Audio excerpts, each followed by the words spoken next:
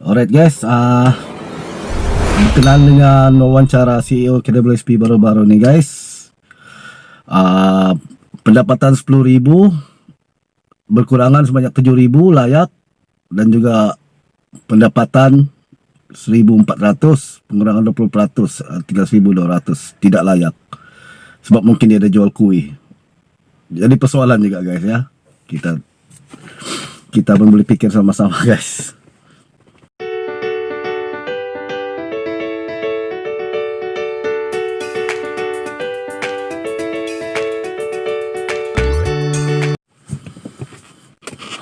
Alright guys, Assalamualaikum warahmatullahi sejahtera.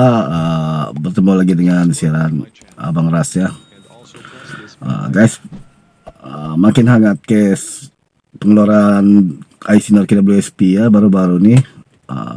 Seperti perbandingan yang disebutkan oleh CEO KWSP dalam wawancara baru-baru ni yang mengatakan jika RM10.000 gaji pokok berkurangan sebanyak 30% dan mendapat 7.000 sebulan, mereka layak dalam kategori 2. Tetapi bagi pekerja yang bergaji dalam 1.400, jika kekurangan hanya 20% dan 1.200 belum DPF bersih ya, tidak layak sebab mereka ada jual kuih guys. Okey.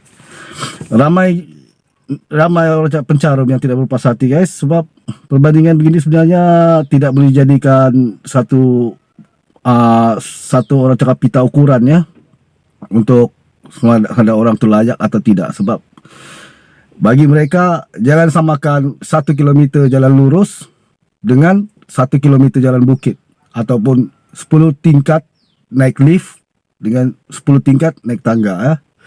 Dia tidak sama. Sebab mungkin bagi yang gaji ada baki 7.000 tu dia ada sedikit kesenangan lagi, tapi yang bagi gaji yang 1.200 dia ditolak dengan APF dengan itu komitmen semua, memang orang cakap agak sukar juga ya guys, memang sukar juga. Jadi perbandingan segini sepatutnya tidak boleh lah dikeluarkan kan, sebab kita tidak tahu latar belakang mereka yang terjejas ni. Mungkin mereka perlu bayar kereta, mereka perlu bayar rumah, mereka perlu cari pendekatan lain macam keluarkan motor kah, besarkan sedikit lah bisnes kah. Jadi mereka memerlukan modal. Jadi masalah dia di sini sebenarnya adalah untuk mencari modal atau untuk membayar tunggakan yang memerlukan sumber daripada duit yang lain selain daripada duit along ya guys. Sebab kalau hutang bank pun susah nak bayar, hutang kereta pun tertunggak, takkan mau pinjam malong lagi kan. Ini kes bunuh diri sudah ni.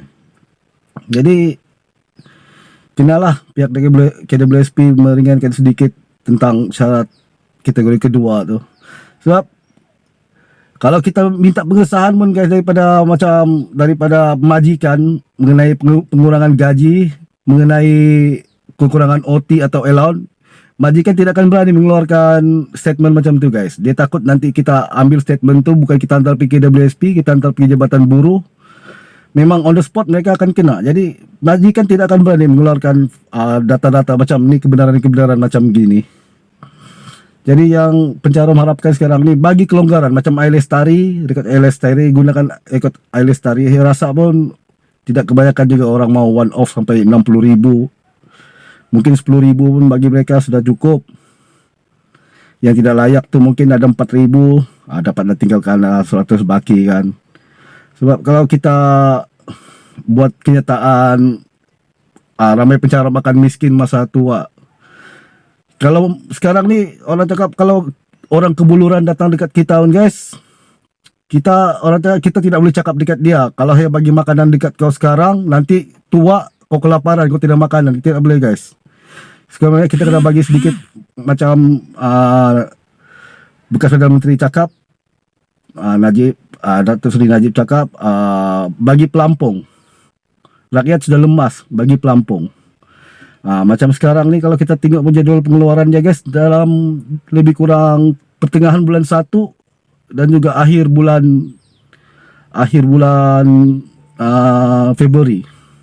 Jadi mereka terpaksa ikat perut lagi guys untuk menunggu pengeluaran tu yang belum tentu lulus atau tidak pun belum tahu lagi.